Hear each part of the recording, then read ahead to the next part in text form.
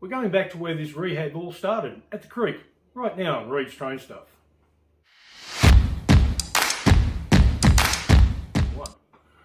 Welcome to Reid's Train Stuff, model railroad basics.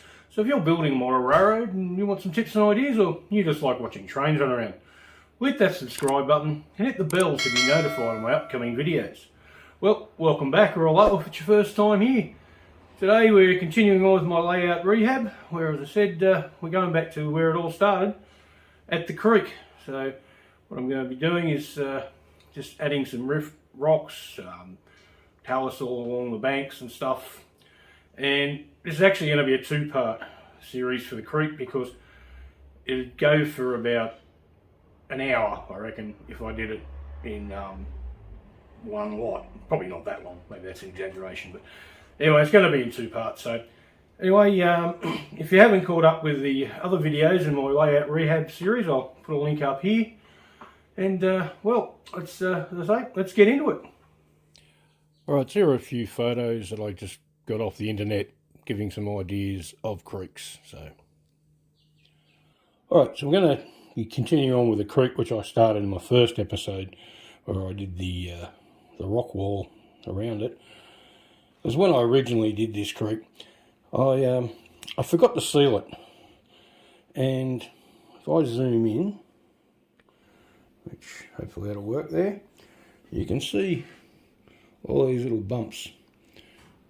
Now, they're not brilliantly designed looking rapidy things. They're actually air bubbles that have come up through this. And I did this probably 10 odd years ago when I first built this layout. So they're still coming. I've knocked them off and I've put some other stuff on top, because it hasn't been sealed underneath. I said they just keep coming up. So it's something it's sort of there. If you don't really notice, if you use a 3-foot rule, you don't really notice it, but it drives me insane. So what I'm going to do, haven't worked out whether I'm going to just flatten them off with a chisel or just paint over them to seal them and redo it. So that I've got to work on. So I'll just zoom back out. So what I do, I'm going to just clear all this stuff off here, move all my reeds and things, my little fishermen, and just start on doing that. So let's get into it. Alright, well, I've cleared it all up, got rid of the trees and rocks and all the reeds. Managed to save my fishermen and a couple of little reeds. A few of them didn't want to come out, so no great deal, easy to make some more. So let me just zoom it in here. Alright, now there you can see right here where the air bubbles were, and these are big holes. There's one there, all in here. Because I ran the chisel over it, not the top of it, so that's actually, barring away these little things here, that's actually very smooth now. So I'm hoping, is when I put my primer on, it's a Zinza Bullseye 123 undercoat primer and sealer stain blocker. Something my wife uses when she repurposes furniture. So hopefully it'll do the job of stopping all the air seeping through from my original mistake of not sealing it. So there's a lesson learnt. Make sure you seal wherever you put water. So the first time I ever did water, so rookie mistake, learn from them. So anyway, what I'm going to do, I'm going to start putting on the primer. I won't show you that, you know how to paint, and I'll show you when that's done. Alright, so I've put down my 2 coats of the primer sealer on, and so it's nicely primed and sealed. But as you can see, that's all little air bubble holes that I had, and some of them up that end.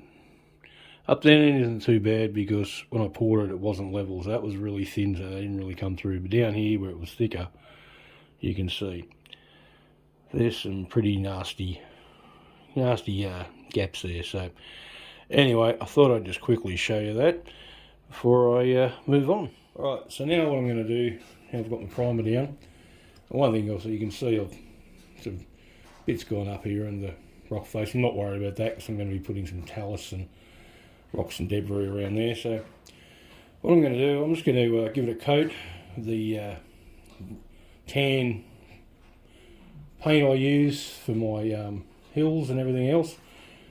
This is my base. And then what I've got, I can bring it over without making too much of a mess, is this really fine sand, which is it's basically the sand they use when people lay pavers, and they spread it in there to stop the pavers moving.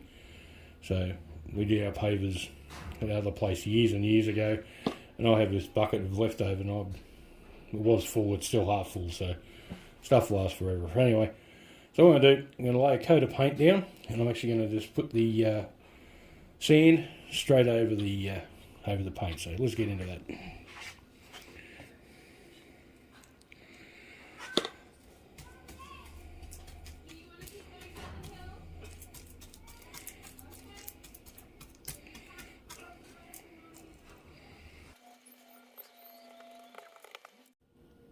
Alright, so I'll just bring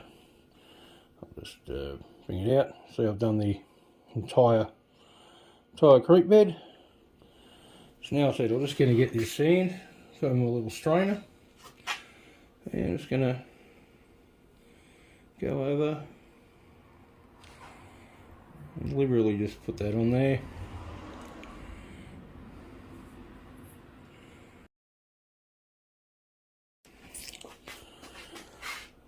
So that is my base coat of sand for my creek. So we'll come back and we'll continue on, eh? Alright, so all that sand has dried nicely on top of the paint. You see a few spots it hasn't stuck down, but I think that'll just add to the texture and the look of the creek when it's done. I'll just quickly zoom in here. And you can sort of see here with those holes for the air bubbles. They've sort of given some nice texture onto the creek bed, so I think that'll look really good once it's detailed and everything else is done with it. So we'll zoom back out. Alright, so what I'm going to do is over here, I'm just going to be putting my base coat of some real dirt, and I'll put a link to a video up in the corner about where I did that on my previous series doing the diorama. And then using those rocks and dirt that I've sifted through, just going to put some details along here, fill in the gaps, and also along here. And there's a few photos that I showed earlier, and I'm going to use those as my references to get a few different things happening. So anyway, let's get into doing some sonic work. 2, 1. Thought I'd just quickly show you what I'm using in this creek rehab. So this is basically just some dirt that I've picked up somewhere. I know it's got a big bag of it, where I've used a couple of different size sifters. Got a couple of different sizes there. And I said that's a different type of dirt I've got. I've just sifted that out. And then of course you got these bit of gravel. And also I just have a bag of sticks, twigs, to use as dead trees and stuff. So anyway, thought I'd just quickly show you that. Alright, so now what we're going to do is along the base of this rock wall, just put some rocks, talus, garbage, just help fill in all the gaps and just blend the scene together. So what I'll do, I'll just quickly show you what I do here. Alright, so all I do, first of all, I just get some full strength white glue, and I just get my brush and I just dab it in there. So probably should be using a smaller brush, but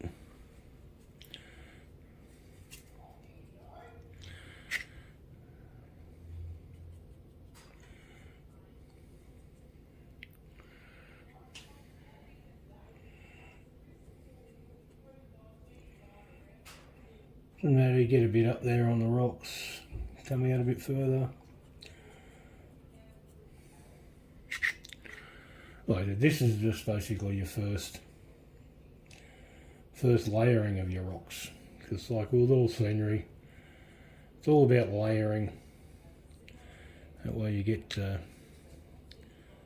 different textures and variations. Alright, so I'll just do that part. Now what I do is I just have a small plastic spoon, and I'll just dig some of the rocks out, and we just dribble it in like that.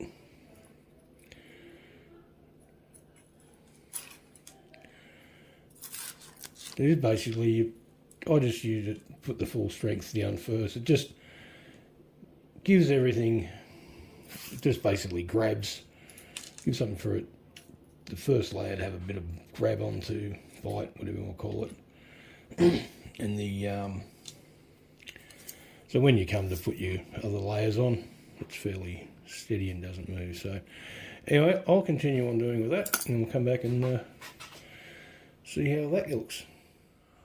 Alright, so as you can see now, where I've just come around and I've put all the debris, the rocks in, sort of went through and just got a few of the bigger rocks, put them in certain spots.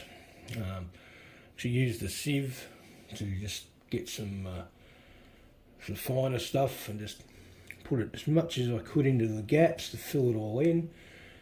So I'll just quickly zoom back out, and that sort of gives you an idea of it going up around the side. So what I'm going to do now is I'm just going to glue it down in the old fashioned way of using a bit of wet water or alcohol and some glue mix, which I usually use about a 50-50. So I'll just quickly show you how to do that if you've never seen that done before. So what you do, just come through and just slowly drop it in. This is a wet water mix, which is a few drops of dishwashing liquid or dish soap, we call it in America. Just helps to help the viscosity, I believe, of the water, and it won't fill up. So we just do that. Just come in here and try not to. And just bring it up from the top. You'll see it'll just seep down.